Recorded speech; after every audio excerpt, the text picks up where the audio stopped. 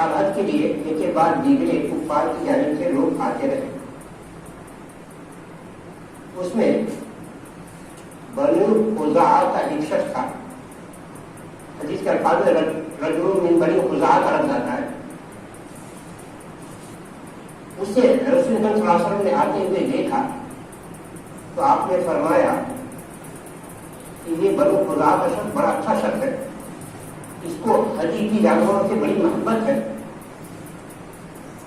حجی کی جانوروں سے بڑی محبت ہے, اس کا استقبال ہو. حجی کی جانور اونٹ کھڑے کر کے اس کا استقبال ہو, اونٹ کھڑے کر کے اس کا استقبال ہو.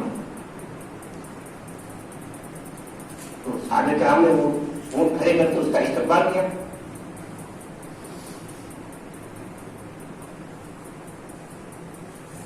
اس کا اثر یہ ہوا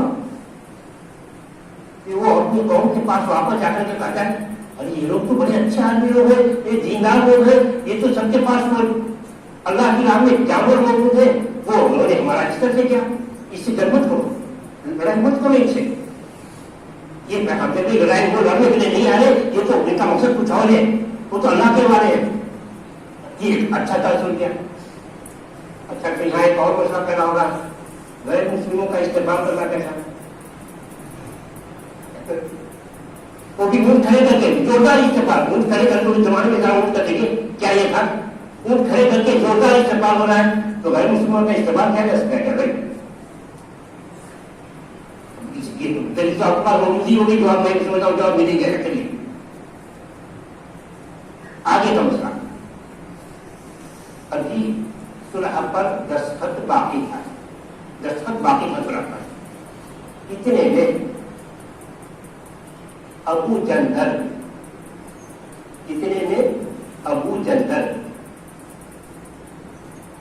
پیر میں بیڑی لگی ہوئی ہے, پیر میں بیڑی لگی ہوئی ہے. اس کے باپ نے, ابو جندل کے باپ نے ابو جندل کو اسلام لانے کی وجہ سے پیر میں بیڑی ڈال کے گھر میں قید کر دیا. اب جب مکہ خالی ہوا موقع غنیمت جب ابو جندل نے بیڑی نہیں کھول سکے, مگر اسی میں کودتے وہاں پہنچ گئے جہاں وہ سالت ہونے جا رہی تھی, دستخط ہونے جا رہا تھا. اور دستخط کرنے والوں نے کون, اسی کا باپ. مشرکین کی طرف سے دستخط کرنے والوں نے اسی کا باپ. وہاں معاملہ کیا رہا ہوگا, دستخط کرنے والا اسی کا باپ, اور باپ کیسا بیٹے کے لیے پیر میں بیڑی ڈال کر کے آیا, گھر میں بند کر کے آیا ہوا ہے, پریشان ہوتے تو کیا نہیں کہیں آ گیا. رسول اللہ صلی اللہ علیہ وسلم نے کہا نہیں دیکھو ابھی دستخط نہیں ہوا ہے, معاہدے کا نفاذ تو دستخط ہونے کے بعد میں ہوگا, ابھی دستخط نہیں ہوا ہے, اس لیے اس کو رہنے دو. آگے ہمارے پاس آ گیا ہے, اس کو رہنے دو, اس کے بعد ہم دستخط کرتے ہیں, جو آئے گا ہم اس کو اپنے کر دیں گے. اس کے بعد ابو جندل کے باپ نے کہا یہ تو پہلا معاملہ ہے, معاملہ تو طے ہو چکا ہے, یہ پہلا معاملہ دستخط نہیں ہوا تو کیا ہوا, ہماری بات طے ہو چکی ہے, یہ پہلا معاملہ ہے. اگر اس کو آپ واپس کریں گے تب تو ہم دستخط کرتے ہیں, ورنہ پھر دستخط نہیں ہو پائیں گے, جنگ ہو جائے, پھر جنگ ہو جائے. یہی محل استشار ہے. ابو جندل یہ سن کر کے مسلمانوں سے فریاد کر رہا ہے دیکھو لوگوں ہمارے ساتھ کیا ظلم ہو رہا ہے, پہلے میں دیری پڑی ہوئی ہمارے ساتھ کیا ظلم ہو رہا ہے, دیکھو فریاد کر رہا ہے. مگر رسول اللہ صلی اللہ علیہ وسلم کیا کر رہے ہیں, رسول اللہ صلی اللہ علیہ وسلم نے ابو جندل کو اس کے باپ کے حوالے کر دیا, اس کے باپ کے حوالے کر دیا. چلو ہم اس کو جان بچانی ہے, باپ کا معاملہ محل استشار تو یہ ہے کہ ہم معاہدے کے خلاف ورزی نہیں کریں گے. حقیقت باقی تھے, اس کے باوجود ایک مسلم پر رسول ہے جو سب کے لیے آئے ہیں, اس کے لیے بدل کے ہو رہا ہے, مگر اللہ تعالیٰ کام دے رہا ہے کہ نہیں, اس وقت حکمت یہی اس کو حوالے کر دیا ہے, ہم دیکھ لیں گے اس کام میں نہیں صاحب حوالے کر دیا اس کے. تو ہمارا اس طرح یہ ہے کہ مسلمانوں کے ساتھ ہماری ہمدردی یقینی, مگر جہاں معاہدے سے بات ہو وہاں ہم معاہدہ کا النگھن نہیں کریں گے. توڑ کر کی جوش اپنی جگہ, ہوش اپنی جگہ, ہم تو اسلام کے پابند ہوں گے, اسلام کیا ہدایت دیتا ہے اس کے مطابق ہم کریں گے, اپنے جوش سے کام نہیں ہوں گے. یہ بڑا صحیح نکلا کہ اب بات کہاں سے چلی، چل بڑی گزرنی ہو گئی بات، تو یہ چل رہے تھے کہ ہر انسان کو جینے کا حق ہے. چلیے اسلامیہ میں ہر انسان کو جینے کا حق ہے، کسی کو غیرت ہے. جنگ صرف ان سے کی جائے گی. اچھا ہدیہ کی بات، ابھی جانور کی قربانی وہ تو جو سڑا ہوا اس کے بعد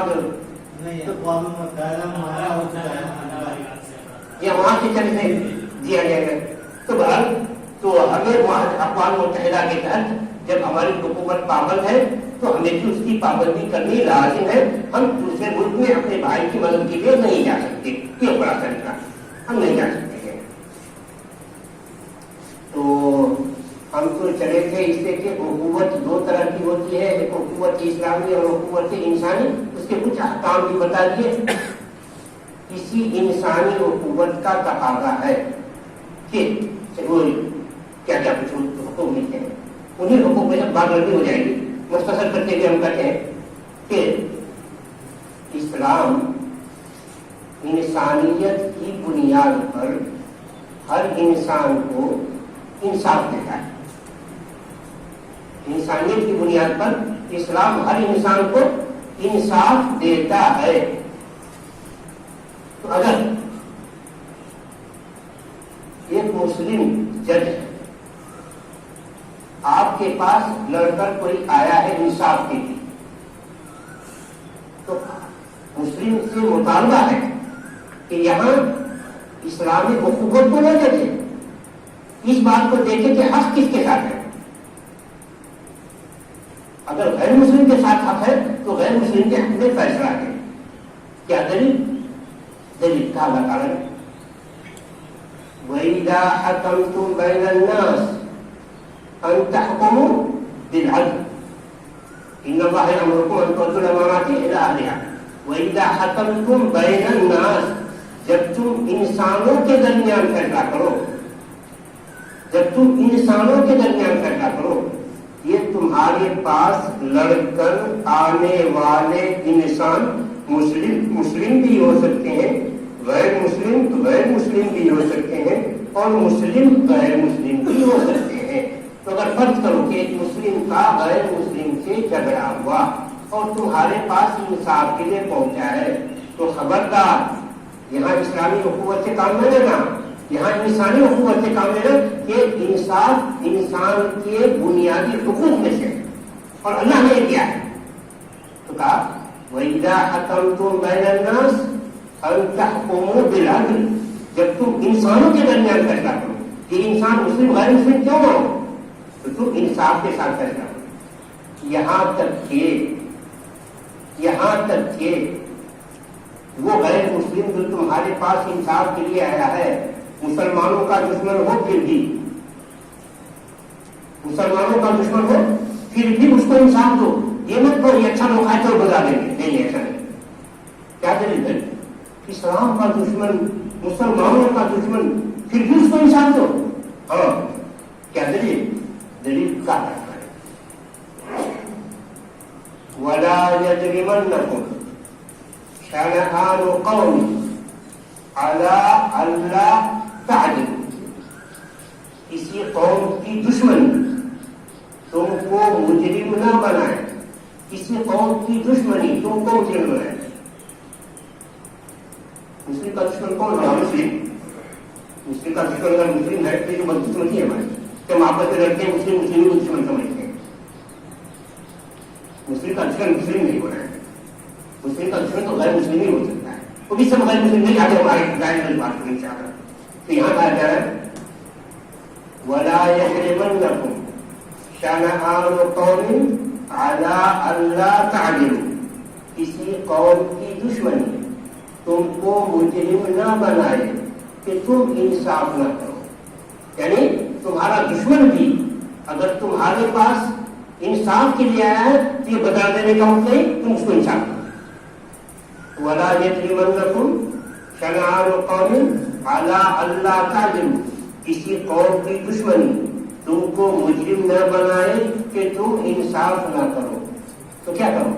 بات واضح ہے انصاف کرو، اس کے ساتھ بھی انصاف کرو، مگر اس کنایہ سے کام نہیں چلتا، کنایہ سے کام نہیں چلتا کہ انسان اپنے دشمن کو انصاف دینے کے لیے کب تیار ہوتا ہے؟ وہ تو کہتا ہے بات چھڑ ہوتا ہے، خود ستاؤ اور ستاؤ جاؤ۔ اور مسلمان بھی انسانی ہے، مسلمان بھی انسانی ہے، اس کا دل بھی نہیں مانتا کہ دشمن کو انصاف دیا جائے۔ اور اللہ جس نے ہم کو پیدا کیا ہماری نفسیات سے واقف ہے تو مسلمان، مگر یہ بھی جلدی نہیں مانے گا۔ تو کیسا زور دیا جا رہا دیکھیے کہ تمہیں اپنے دشمن کو بھی انصاف دینا ہے، کیسا زور دے رہا ہے دیکھیے۔ وَلَا يَجْرِمَنَّكُمْ شَنَآنُ قَوْمٍ عَلَىٰ أَلَّا تَعْدِلُوا، کسی قوم کی دشمن تم کو مجرم نہ بنائے کہ تم انصاف نہ کرو۔ یہ کنایہ ہو کہ انصاف کرو، پھر کھل کر حکم کیا یہ اعتراض تم انصاف کرو، اس کو انصاف دو،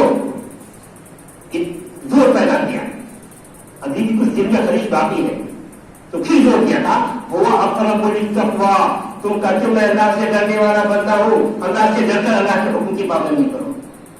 ابھی بھی کچھ باقی ہے تو پھر زور دیا جا رہا ہے، ابھی بھی کچھ باقی ہے پھر زور دیا جا رہا ہے۔ کیا کہتا ہے وہ اقرب للتقویٰ واتقوا اللہ، پہلے تو حوالہ دیا کہ تم کہتے ہو کہ اللہ سے ڈرنے والا بندہ ہوں، اب خود کا حکم یہ ہے تم اللہ سے ڈر کر اس کو لاگو کرو، واتقوا اللہ۔